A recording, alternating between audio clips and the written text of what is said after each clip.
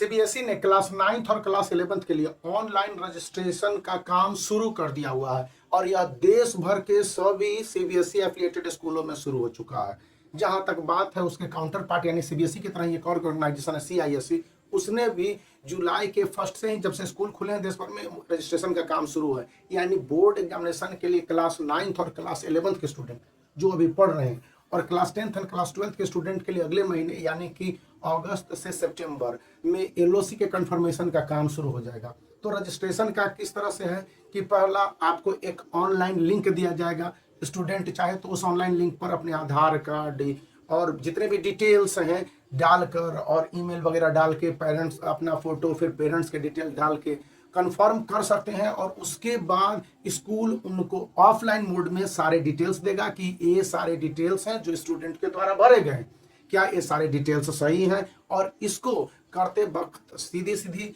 3 जानकारियां मांगी गई हैं, स्टूडेंट के आधार कार्ड, डेट ऑफ बर्थ और कहीं कहीं अप्लीकेबल हो तो रेसिडेंशियल, लेकिन रेसिडेंशियल लगता नहीं है, केवल डेट ऑफ बर्थ और आधार कार्ड का डिटेल है। आधार कार्ड के नहीं होने के कंडीशन में कई अन्य डॉक्यूमेंट से वो काफ़ी कॉम्प्लिकेटेड है, बेहतर है कि आधार कार्ड होने चाहिए और आधार कार्ड में डेट ऑफ बर्थ और आपका जो बर्थ सर्टिफिकेट में डेट ऑफ बर्थ है दोनों एक होने चाहिए, नाम भी एक होने चाहिए, पेरेंट्स के नाम भी एक होने चाहिए। अगर किसी तरह का मिसमैच या डिफरेंसेज होता है तो उसको सीबीएसई एक्सेप्ट नहीं करेगी और आपका बच्चा क्लास 9th या क्लास 11th में board examination 2026 class 10th and 2026 class 12th के लिए रजिस्टर्ड नहीं हो पाएगा। अब यहीं पर एक और बात आई है क्लास 10th 2025 के board student and class 12th 2025 के बोर्ड स्टूडेंट के लिए। इससे पहले मैं आपको एक बुक जो 10 ईयर सॉल्व क्वेश्चन पेपर है जिसमें कि लगभग सभी सब्जेक्ट और उसके सॉल्यूशन दिए गए हैं उसको मैं आपको दिखा देता हूँ और इसके साथ यह बताने की कोशिश कर रहा हूँ कि क्या सारे डिटेल्स हैं इसमें। सीबीएसई के मार्किंग स्कीम, सीबीएसई की जितनी भी पॉलिसीज हैं, पॉलिसीज को लेकर भी बताया गया है कि सीबीएसई 2025 के बोर्ड एग्जामिनेशन किस तरह से कंडक्ट कर रहा है और इसके ऑनलाइन सपोर्ट सिस्टम को भी दे दिया गया है। अब ये बुक इसलिए भी उपयोगी है कि अगर स्टूडेंट चाहे तो इस बुक की मदद से बोर्ड एग्जामिनेशन की क्वासी प्रिपरेशन को कर सकता है और उसको लेकर उसे किसी तरह के कोई प्रॉब्लम नहीं आएंगे। खैर, अब लिस्ट ऑफ कैंडिडेट का मतलब होता है कि जिनका क्लास 9th और क्लास 11th में लास्ट ईयर रजिस्ट्रेशन हो गया था और अब क्लास 10th और क्लास 12th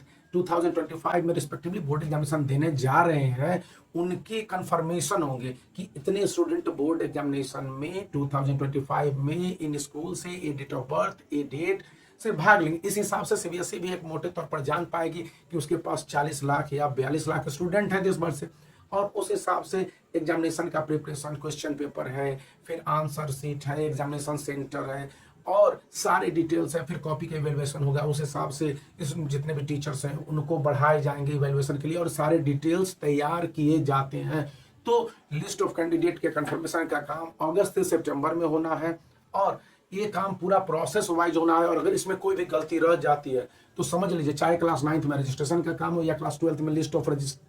कैंडिडेट के कंफर्मेशन में वहां भी डिटेल आपको दिया जाएगा।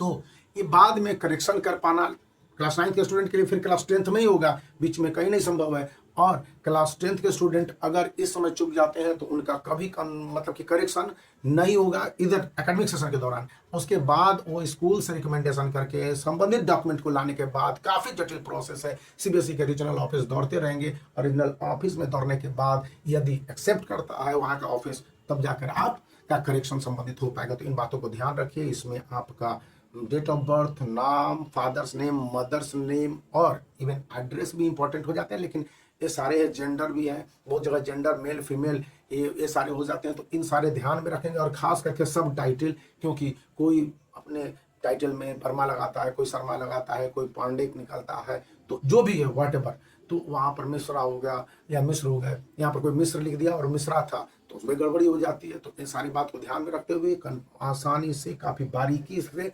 आपने कंफर्मेशन को कर लीजिए। तो आप वीडियो को लाइक कर सकते हैं, चैनल को शेयर कर सकते हैं और इस इंपॉर्टेंट इन्फॉर्मेशन के लिए एक बार फिर कहूँगा कि आप इस वीडियो को दोस्तों के शेयर जरूर कीजिए।